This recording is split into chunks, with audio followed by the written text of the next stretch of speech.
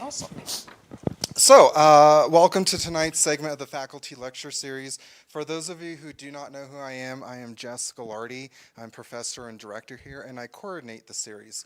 So, thanks for attending tonight's lecture. Keep an eye out for the next lecture. There are some rack cards up here, as well as a poster outside of this door that you can take a picture of if you want. The next lecture will be in 2 Thursdays from now. Next Thursday's Halloween, so I couldn't get anyone to do a spooky lecture, but nonetheless, go trick-or-treating, or trunk-or-treating, I believe we're doing that. But the next lecture will be November 4th, featuring Dr. Maddie Stevens from Counselor Education. So tonight's event is presented by Dr. Paul Formisano, who is the director of the Salazar Rio Grande del Norte Center. Dr. Formisano recently joined Adams State to direct the center, where he works with university and community partners to steward the San Luis Valley's water, land, and cultural resources. Prior to returning to Colorado, where he was raised, he taught for 12 years at the University of South Dakota and directed the English department's writing program. He is the author of numerous articles about the intersections of water, literature, and the American West, and has a monograph, Tributary Voices, Literary and Rhetorical Exploration of the Colorado River, that was published from the University of Nevada Press in 2022. Dr. Formisano earned his bachelor degree in humanities from Brigham Young University, a master's degree in English from the University of Nevada, Reno, and a PhD in English from the University of New Mexico. So tonight's lecture is titled Voices from the Deep, Perspectives on America's Dam Building Legacy. And in his words, this lecture will examine some of the many responses to dams in the American West by well-known writers, community members, and U.S. presidents to better understand how these monuments to progress have been viewed by our own nation and the ways in which they have impacted local communities flooded by their construction. So help me in welcoming Dr. Formisano. Thank you, and thank you everybody for being here on a Thursday evening. Really quickly, since we're talking about water tonight, if you're interested in more kind of water programming, next week, next Wednesday, so the night prior to the next lecture of the faculty series, the Salazar Center is sponsoring an event where we'll have some local writers talking about a book that just came out and talking about their relationships to that. And some of you may know Aaron Abeda and Christy Bodie, who are contributors to that. So I guess we don't have a Halloween-themed lecture, but perhaps a more appropriate title as I was thinking about this might be a phrase that comes from Norman Maclean's novel, A River Runs Through It. Perhaps you've seen the movie, but there's that famous phrase at the end where he talks about being haunted by waters. And so perhaps our better title tonight is Haunted by Waters, Perspectives on America's Dam Building Legacy. So my interest in dams kind of developed rather recently, and I want to just talk a little bit about kind of my genesis in becoming interested in these particular features. I have been over a number of years working on a project of trying to catalog different we could say more literary responses to dams, and then public kind of discourse, public speeches and other items that talk about dams and help us think about these particular structures. And as I've been working on that project, I've realized how much of my life, and really all of our lives, especially living in the American West, are based on dams and reservoirs and the water they impound and the water that's made available to us. So growing up in the Denver area, one of the things that I often did as a family and as a teenager was to go to Castlewood Canyon State Park. We'd go hike, we'd climb, and this is an image, it's cut off just a little bit there, but this was a dam that backed up the Cherry Creek because of flood control. Denver had been flooded, and here we see in 1933, the dam did break and did cause significant destruction in the Denver area. And you can go today and see the remnants of that dam. I also spent a lot of my childhood and teenage years at Chatfield Reservoir, learning to water ski and swimming and whatnot. And again, this was another project built, this time on the South Platte, to protect Denver. Oops. Click. Sorry, I'm trying to fix the... Oh.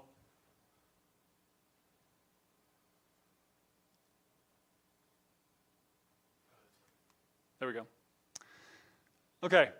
Later on, as an undergraduate, I worked for a botanist who was studying the downstream areas of dams and the impacts of cattle grazing on the riparian areas. And so these are some of the areas of the Bonneville unit in kind of eastern Utah, where water is then pumped hundreds of miles over to the Wasatch Front. And then finally, I had an opportunity as a professor to spend a couple weeks through a research project at Hoover Dam and learning more about Hoover Dam and its impact on the American West. And so these were some of the kind of the formative experiences of mine that have helped me again realize that dams are very much a part of my background, and I would suggest for many of us.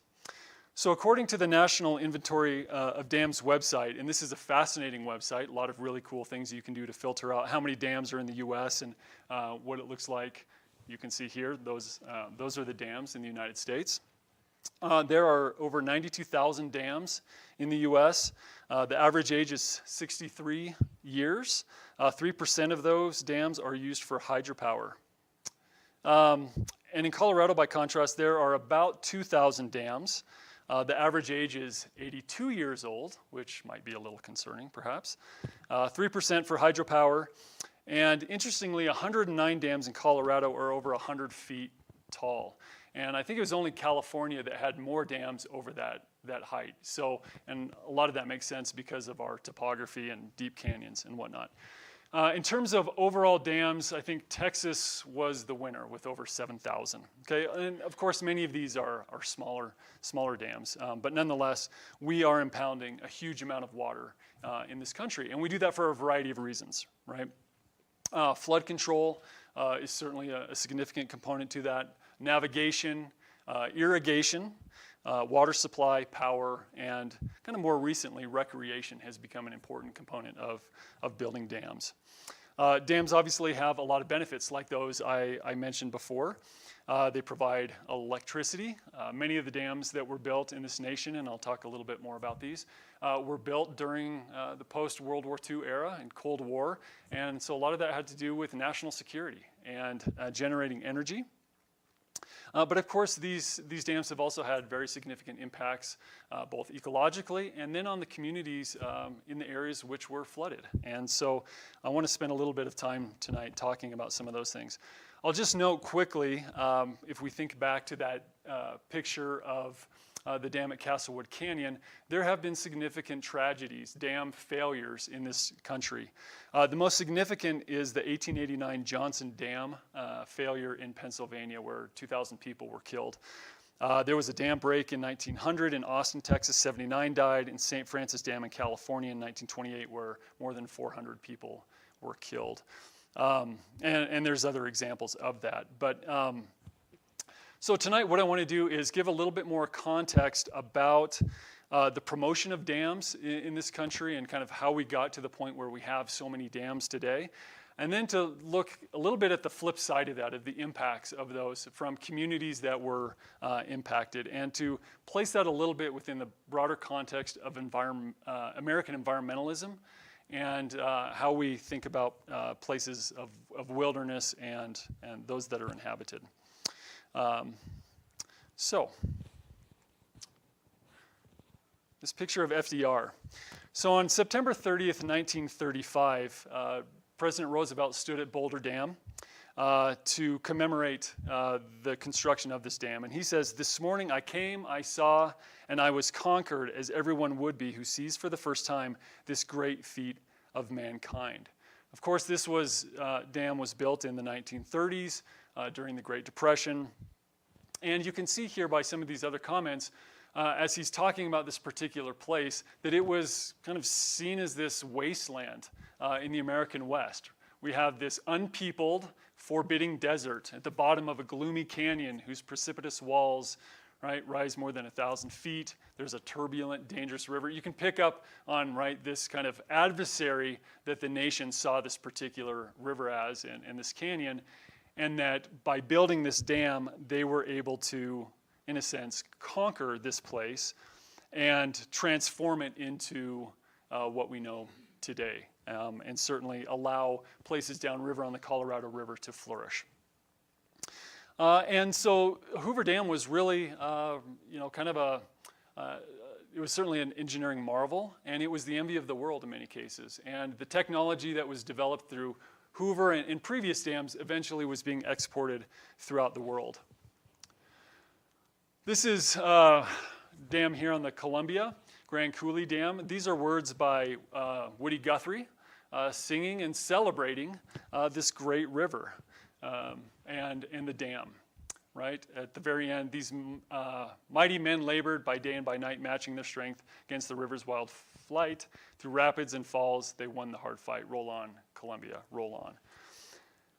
30 years later, the legendary Bureau of Reclamation Commissioner Floyd Dominy, he was responsible for the construction of Glen Canyon Dam and Lake Powell.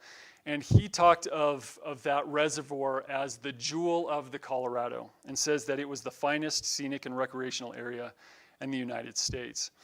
And so just in that kind of period of 1920s to really the 1960s, there was this period of proliferation. Many, many dams were built.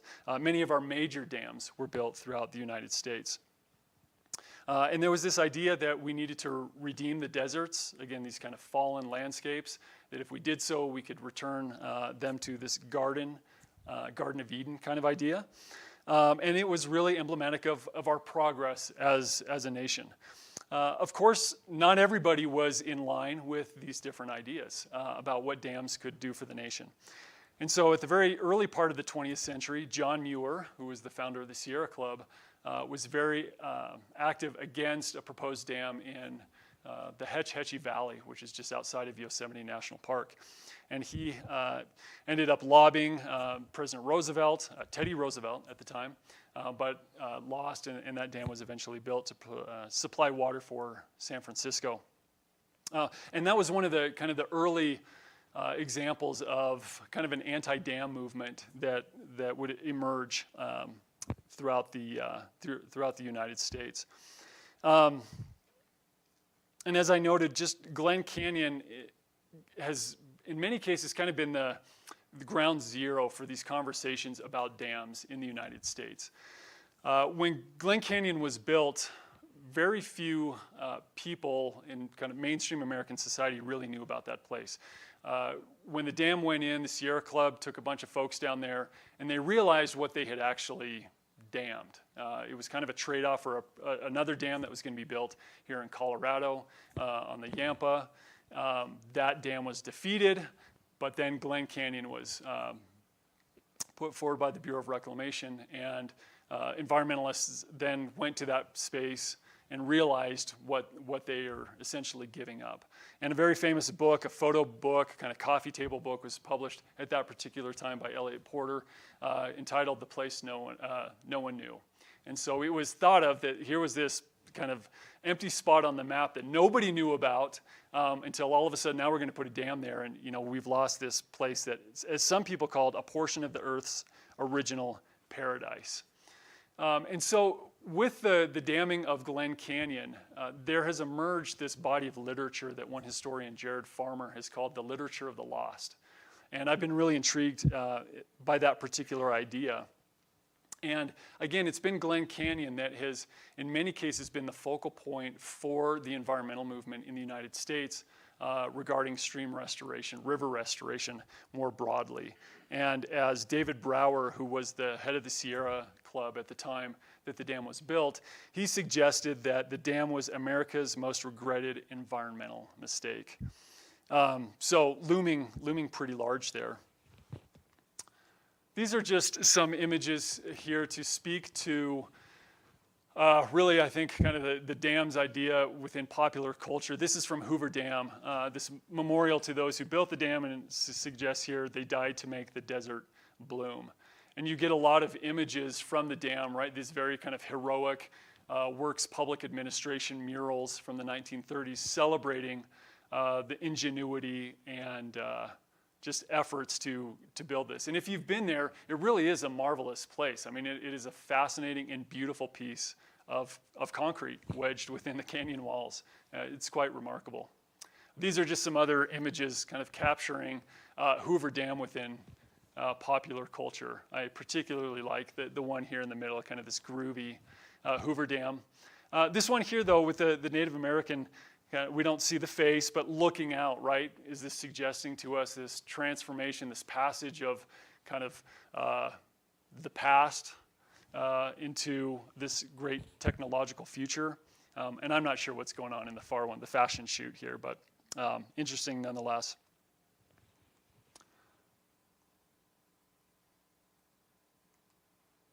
Move forward here.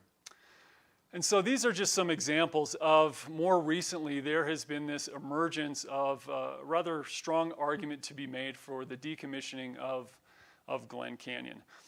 The Glen Canyon Institute, which is based out of Salt Lake City, has been around for a number of decades advocating for the dam's decommissioning and the draining of Lake Powell. Most people initially, when those arguments were made, thought that that was kind of a crazy crackpot idea, but because of our drought that we've been in over the last 24 years or so, people are thinking things a little differently about that. The book on the left there, Deadbeat Dams, this was written by former Bureau of Reclamation Commissioner Dan Beard, who basically is advocating for the same thing, that we shouldn't have these major dams. And then a very interesting documentary here, Dam Nation. This is produced by Patagonia, so it obviously has kind of a certain angle there, but talks about essentially this movement that is growing steam in the United States to decommission dams. And we're seeing more and more dams coming down. There's in fact been almost 2,000 dams that have been removed in the United States between 1912 and 2022. So that's a pretty big span of time. Of course, none of the dams are as large as Glen Canyon, but there is this growing movement. And for example, in 2018, there were 5 dams that failed in Wisconsin. And anytime a dam fails, right, that gets people thinking about, should we really have these here? You know, are the benefits outweighing the negative aspects? And you may be more familiar with the Klamath Dam removal that happened just recently, and that's been the largest dam removal project in the United States, and that was also coinciding with the return of the salmon in that area, and was a very much of a tribal-led initiative. And so even not too many years ago, the Secretary of the Interior, Sally Jewell, suggested that the federal government is prepared to do whatever it can to help. As recent successes illustrate, the measure of our progress isn't always the size of the structures we build to control nature. It's often manifested in those we remove, allowing nature to take its course. So this is a pretty dramatic shift from, you know, kind of that booster, let's build these dams to control nature, to now we're really kind of rethinking some of these. And so I think there's this tension, or at least I've noticed this tension here between, you know, building dams as a kind of a narrative of progress, progress as development versus progress as restraint, that we should hold back in building these sorts of things. Environmental scholar Rob Nixon has given us a term here that I think is rather interesting when we consider the construction of dams and their impacts on local communities.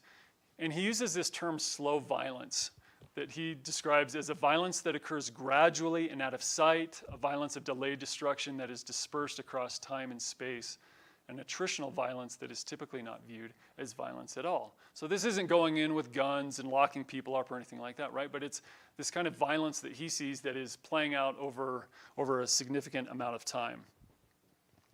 His interest is primarily of what's happening in the global south, so thinking about dams that are on other major rivers.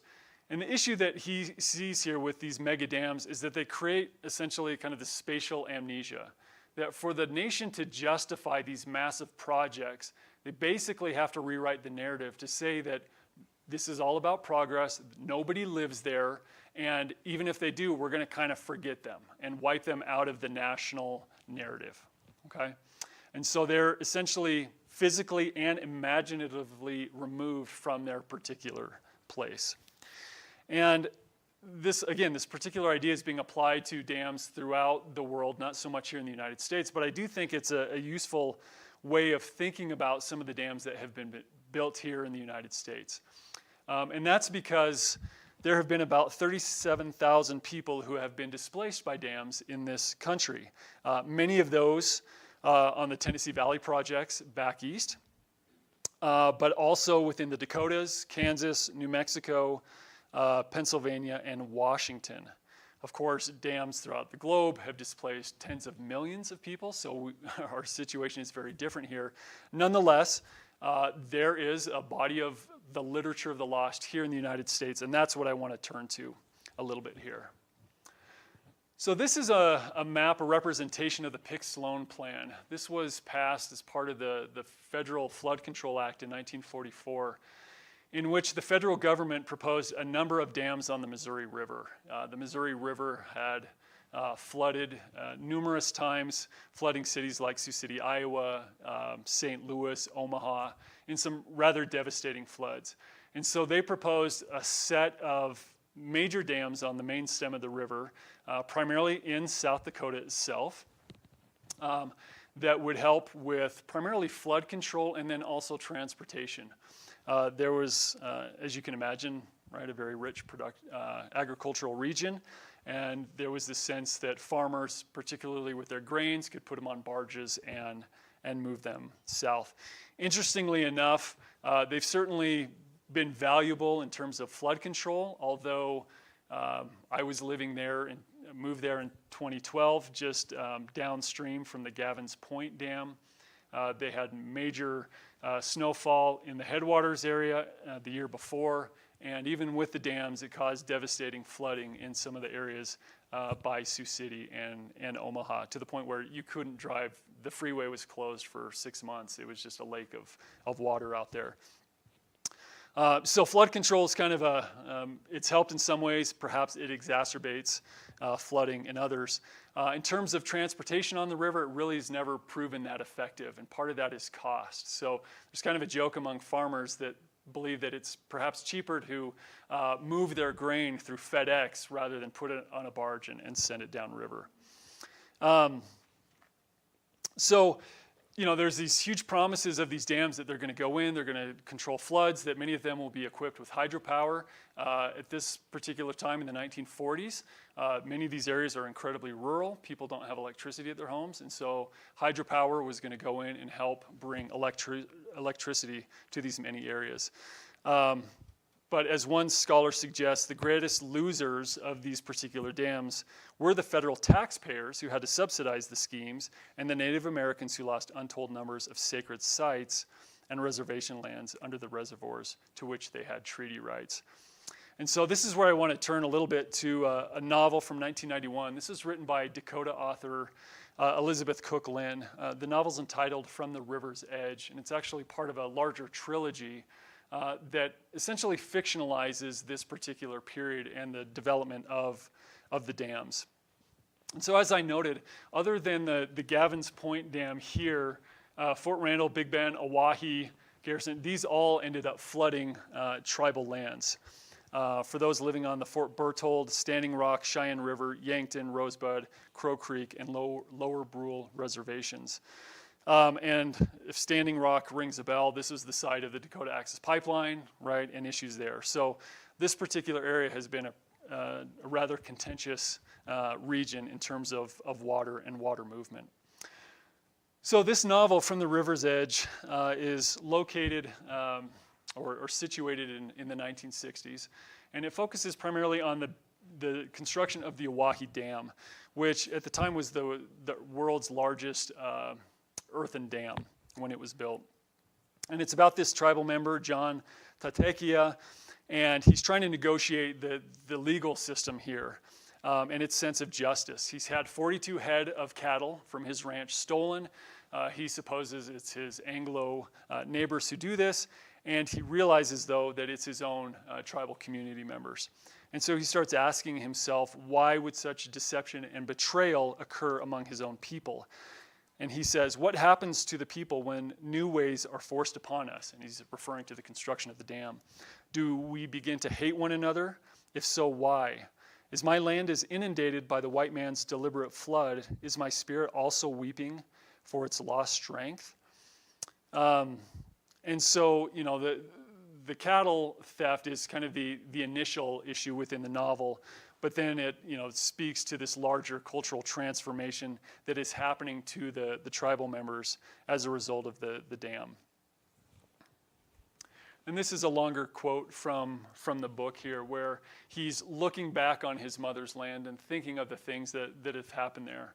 And the memories that he has in this. So thousands of acres of homelands all up and down the river, which had nourished the people, they're now gone. So there's cemeteries, there's Christian churches that were moved at the last minute from the flood. The cottonwoods, the elms, the really productive bottomlands in which they were farming and raising crops and animals, all these are gone. There's also the medicinal plants that were also lost. And it's described here as nothing survived the onslaught. And so, again, thinking of this part of the world and the relationships with the tribes and the federal government, this calls to mind the 1890 massacre at Wounded Knee, right? That this is, again, a period of and a place of significant turmoil for the tribes. Along with that novel, there's a number of oral histories that have been gathered by individuals whose homes were flooded. And it's interesting to review those. And looking at those initially, I would have thought that they all would have been very negative. And there's actually some ambivalence there. There were tribal members who were employed by the dam, and so their livelihood was based upon that. And so some of their thoughts are a little more ambivalent. But there were others who obviously were very negative about that construction. One individual says, I grew up in that timber along the river. My grandmother's house was about half a mile from the river. We could go down and play in the timber, and there was acorns and berries, raccoons and skunks. You'd find prairie chickens along the bluffs. We grew up with all those animals and sights that my children will never see. And so again, you can think of the cultural loss there. Some individuals also talked about the water quality changes, that prior to the dam, the water was clear enough to drink, and now it was being polluted by more intensive agriculture that was coming into the area and accumulating behind that. And so, interestingly, you have essentially a way of life that was lost. And with these dams going in, there's the promise that these are meant to enrich life, and yet for a number of individuals, it was the exact opposite of that. And so if we return to kind of the presidential responses to these dams, this is JFK in his dedication speech to the Oahe Dam, the exact dam that we're talking about. And if you look at some of the phrasing that he uses, he's talking here about these miracles of engineering, nation's prosperity, and nation's security. They're essential to the expansion and growth of the American economy. Again, essential to our national strength and security as any military alliance or missile complex. So we can see just how important these dams were at that particular time. And if we kind of expand out to the global stage, we realize that Russia was very much building massive dams as well. And so just as with the space race, here was an opportunity for the United States to assert its technological prowess. So let's see here. Let me just jump here to this last image for this particular section here. So as you can see here, this was prior to the events of the construction of the Oahe Dam, but this is the signing of the 1944 Flood Control Act that I referenced earlier. And this is the response from some of the tribes up in North Dakota. And you can just visually see the impact that this is having on this individual, this tribal chairman here, and basically signing away rights to these sacred lands. So I think a very powerful image here in capturing the impact that the dam had there. So I want to shift from the Missouri now to a little closer to home here, just over the mountain. We're going to, or the pass, talk about Navajo Dam a little bit. Navajo Dam was authorized in 1956 as part of the Colorado River Storage Project Act. That was the same act that authorized Glen Canyon Dam. It also authorized Fontenelle Reservoir up in kind of Wyoming, Utah, and I'm blanking on the other, Blue Mesa on the Gunnison. And these were built to provide the upper basin states with water storage. And there's a whole very complicated reason why we had to build those in many ways, and I won't get into that. But these are, as you know, very large dams. Unlike Glen Canyon Dam, though, Navajo Dam doesn't have sheer rock walls, and it was not necessarily a place that nobody knew about, but it was a place where obviously the Ute Indians had lived there earlier. And once they had been removed, Hispanic settlers moved into the region, just as they had done coming in here to the San Luis Valley. And so this was an area, you can see Navajo Dam there. That's an image of the dam itself. So again, a rather large, significant dam.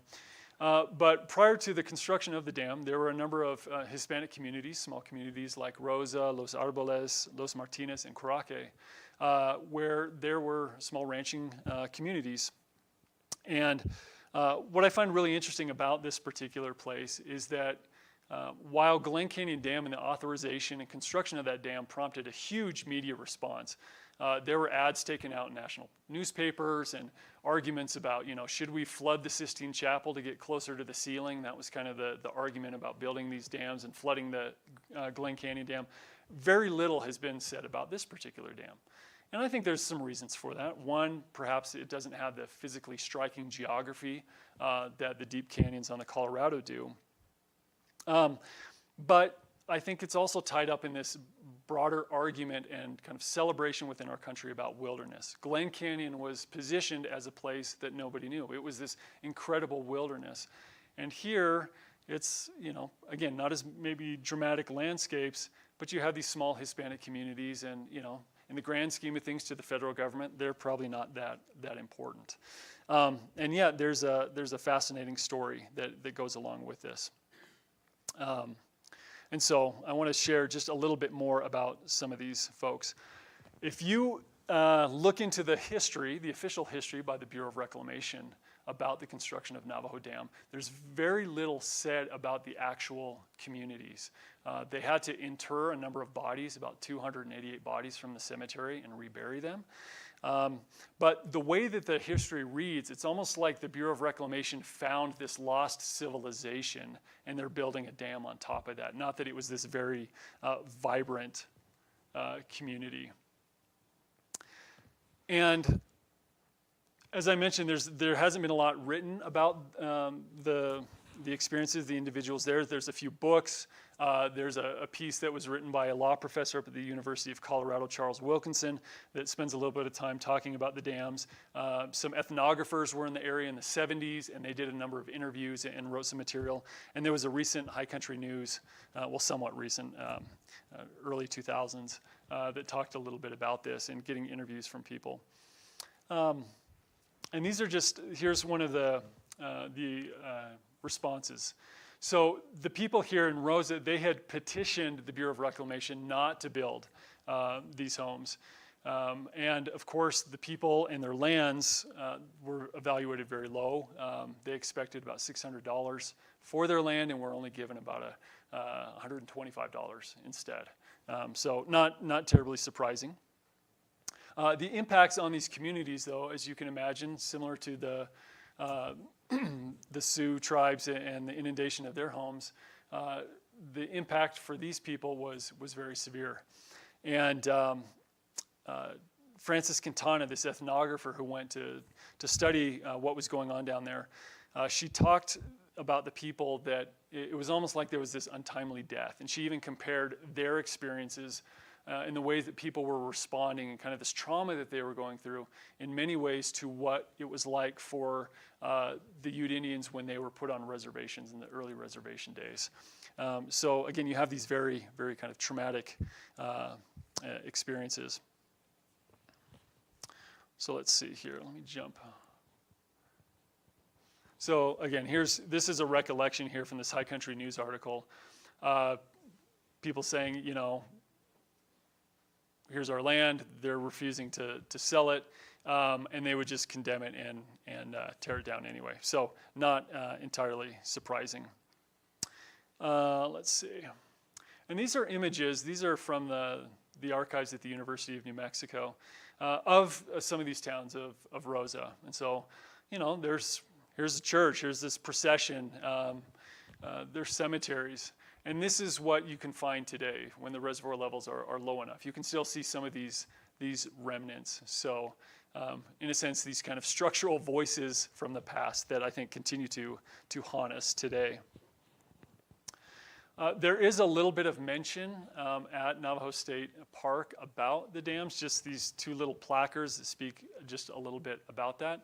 And interestingly, I was in Durango yesterday at Fort Lewis College for a water event and talking to some high school students who had spent a class learning to sail on Navajo Reservoir and doing some other things. And I asked them, you know, did you learn about these communities that had been flooded? And they said, yes, actually we had, which I was happy to hear that. But again, there wasn't a lot made about these particular issues. And I think one of the reasons for that is, you know, if you think of the time period, this is Cold War.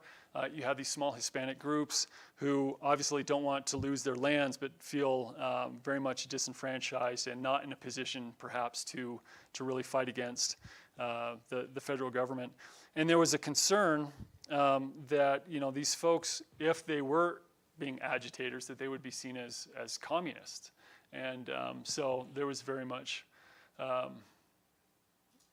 you know, that concern. This is a response more from the federal government talking about the value of the Navajo Dam. And so we see this just like with the Oahe Dam. There's this broader kind of military, you know, concern, nuclear war, et cetera, that these dams are essential for the security of our nation.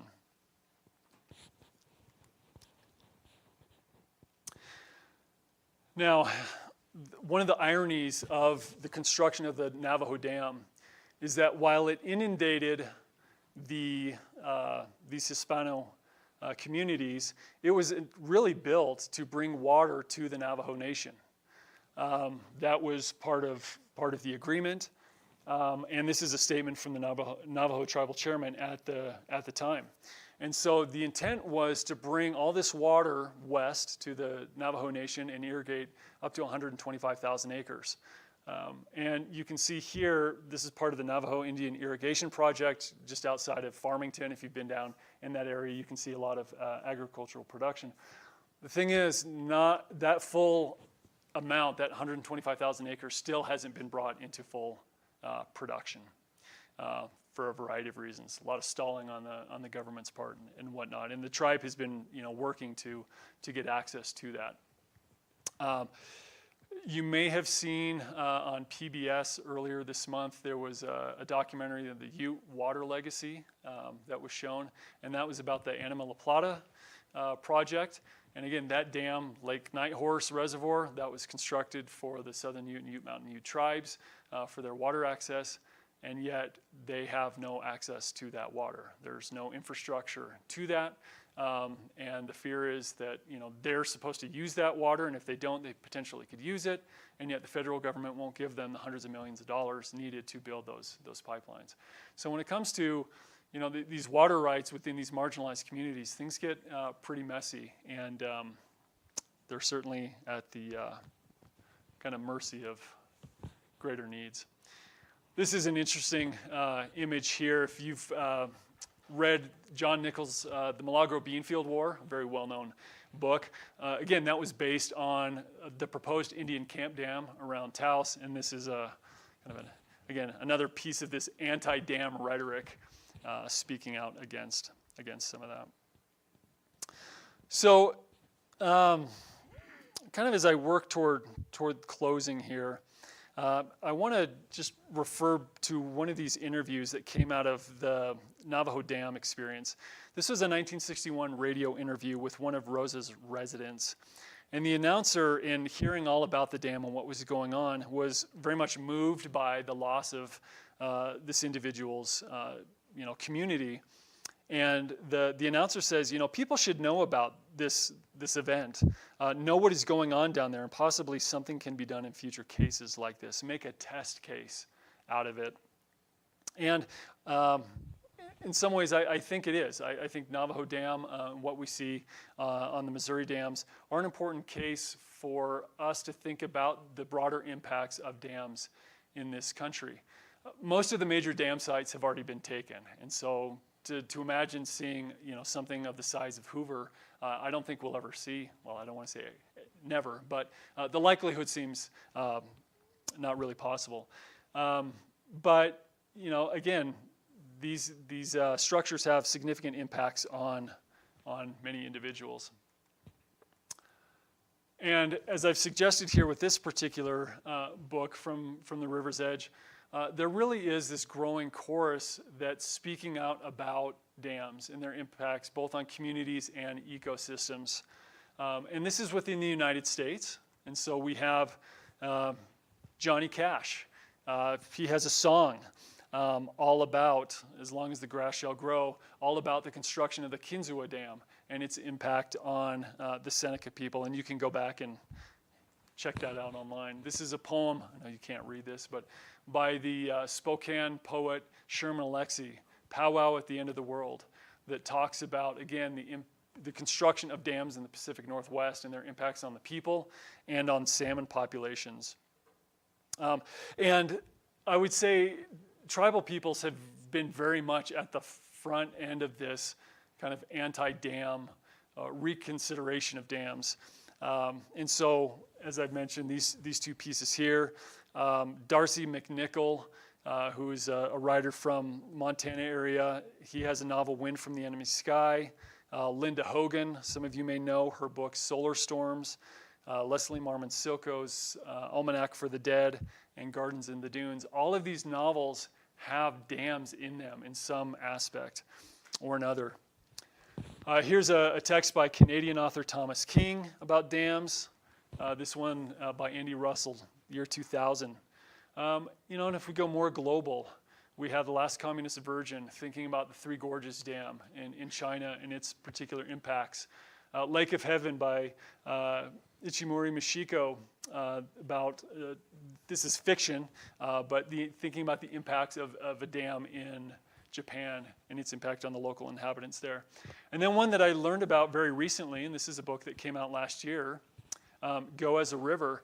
This is Shelley Reed, is an author out of Gunnison, and this story fictionalizes the construction of Blue Mesa Dam and its impact on the towns Iola, Saponara, and Cibola. And so, interestingly, that we have a very recent piece here.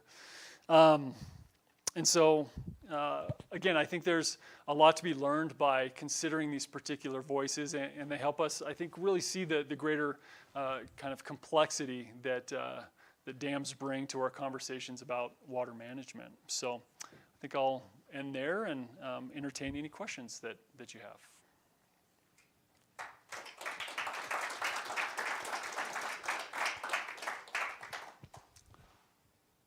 Yeah, Mark. First one is whether the sheer number of dams in the United States is typical of other developed countries around the world, or whether we're kind of dam crazy. Yeah. So there is a very new database that I just learned about by Global Dam Watch, I believe is the organization. And you can search for it, and what they're trying to do is get a better grasp on the sheer number of dams. And again, most dams, I mean, they could just be something like that. In terms of overall numbers, if you look at, and I'm referencing Patrick Patrick McCulley's book, Silenced Rivers. At the end of that book, he has, and it's a bit dated, but he has basically an index of every major dam and the number of people that were displaced. I can't speak to the overall just sheer number, but if you look at major dams, you go to China, you go to India, developing nations, much wetter regions, and there are many, many, many huge dams that have displaced a lot of people. So, I mean, I think initially with the Bureau of Reclamation, the Army Corps of Engineers, we were developing this technology, and our engineers went out throughout the globe and have been helping and continue to help many developing nations now build. So I suspect that, you know, early on, we were very much at the forefront of all of that and built. But I think, again, that the environmental sensitivities that we have in this country, I think, have put kind of a moratorium on many dams, whereas, you know, in Ethiopia, they're building huge dams. Throughout Africa, they're building because they want the potential economic benefits that can come from that. So my second question then is, when a very large dam is decommissioned, what is the timeline and impact of recovery of that dammed, the dammed area? Because we think of it as it's the unknown area. Nobody knows about what the dam is, and it won't matter, right? Sure. But it's not going to just recover like that and become what it was. Yeah. Can you talk a little bit Yeah, about sure.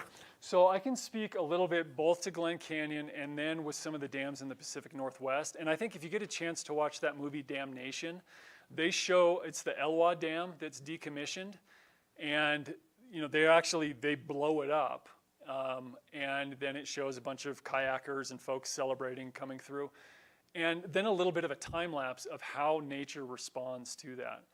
And obviously with some of these major reservoirs, Lake Powell, for example, when it's at full pool, it's 186 miles long, so it's massive. But they have found that nature responds pretty quickly in a lot of ways. One of the big problems is the amount of sediment that is left. And I think kind of in a tongue-in-cheek way, in Lake Powell, geologists have referred to the huge sediment loads that are left that are now being exposed because the reservoirs dropped so much. They're calling it the Dominy Foundation in response to Floyd Dominy, who built it. And so here's this man-made kind of geologic strata that exists. But as the reservoirs are fluctuating, flash floods come down, that sediment drops, kind of calves into the river, and native species are coming back. And so there's a lot of work that's happening right now to really assess how quick, but we haven't really decommissioned a lot of big dams. So I think there's a lot of trying to figure out how fast does this happen. But certainly with like the major drought in 2002 and what that did to Lake Powell, all of a sudden folks were saying, you know what, cottonwoods are coming back, willows are coming back, animals and fish, they're coming back, they're responding, I think, quicker than many people thought. And so that seems to be a good sign in terms of that kind of restoration. So, but yeah, there's a lot to see in terms of the future and what that looks like. Yeah, Nick.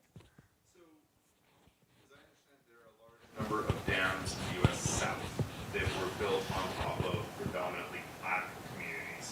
So in terms of thinking about the larger context of the United States and not just the West, those, to my understanding, kind of predate a lot of the larger dams in the West. And are there conversations about kind of the acceptability to do this to one population moving into a new space? Sure.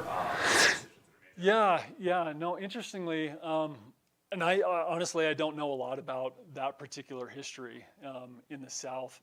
The TVA dams, I'm assuming those are the ones that would have impacted those communities. And I have not really seen much said about those at all, frankly. This is kind of a silly thing that comes to mind, but in that movie, Oh Brother, Where Art Thou, kind of in the South, and there's that issue of the dam when it breaks. And that's kind of one thing that comes to mind where some of that in that particular area is set and located, but I have not seen in the scholarship in terms of kind of recovering those particular voices. So I think that would be a really interesting aspect. But But again, you're talking about 37,000 people, which, I mean, it's a significant number. And yet, if you look at Three Gorges Dam or those in India and China, I mean, they're displacing millions and millions of people. And so the visibility is quite different. And, it was interesting. I was teaching from the river's edge for the very first time in South Dakota to students who were largely from the area, many of whom recreate on the exact reservoirs over which those communities were flooded, and they had no idea. Growing up as a kid driving I-70, I didn't know that there was actually a town, Dillon, that when the reservoir gets low enough, you could see. So I think a lot of those things we take for granted that that's just how it is, and I would suspect certainly today, most people just say, those are just big lakes. They've always been there, and there was nothing there before. So I think that could be a fascinating project to look into that. I wouldn't be. Yeah. Sure. Yeah. I've heard a bit about here that some of the reservoirs are going into dead pools. Yeah. Could you expand on that? Well, I think there was something in the news very recently about Glen Canyon and Lake Powell and Dead Pool. And that's essentially the point where the water gets so low that they can no longer release water through the dam and generate hydroelectric power. And at that point, the dam kind of becomes useless. Las Vegas, the city of Las Vegas, for example, they pull almost all of their water from Lake Mead. And because that reservoir has been dropping so much, all the different intakes they've had, the water was dropping below those. And so to ensure that they have a water supply well into the future, they built what they called the third straw, and they basically came up the very bottom, kind of like your exit on your bathtub, right? Pipes on your bathtub, your drain. And so dead pool is a real concern. And I think that's one of the reasons why the Bureau of Reclamation and the upper basin, lower basin states have been trying to prop up those reservoirs to ensure that Lake Mead has enough water to meet some of there's a very complicated set of policies and regulations, right? And if it drops so low, all of a sudden it starts kicking in these water shortages, primarily in Arizona and Nevada, much later on in California. And so trying to manage those reservoirs so they don't get to dead pool is a real concern.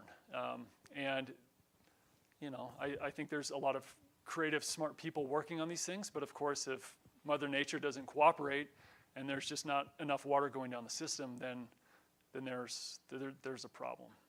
There's a problem, yeah.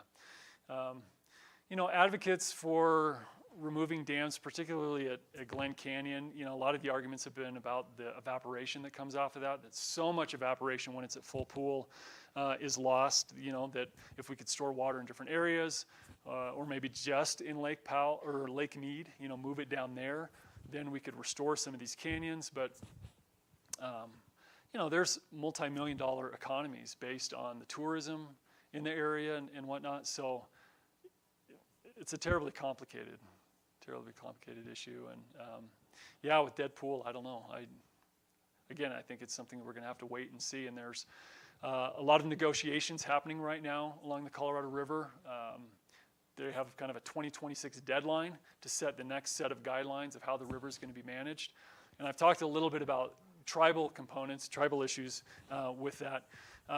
And they historically have not been part of those conversations. And they, at least within the upper basin, I was told just last night at this event that I was at, they had the chairman, Manuel Hart from the Ute Mountain Ute Reservation, and the vice chairman, Lorelei Cloud from Southern Ute.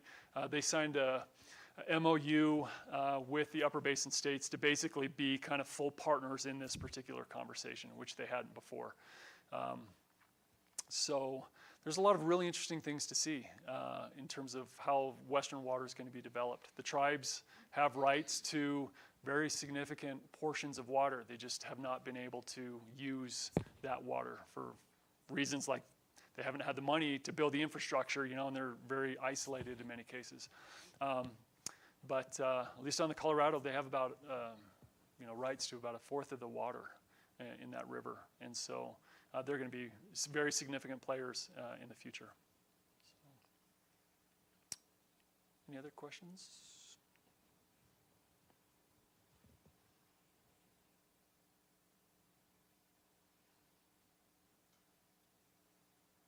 Okay, well, thank you, everybody. Appreciate it.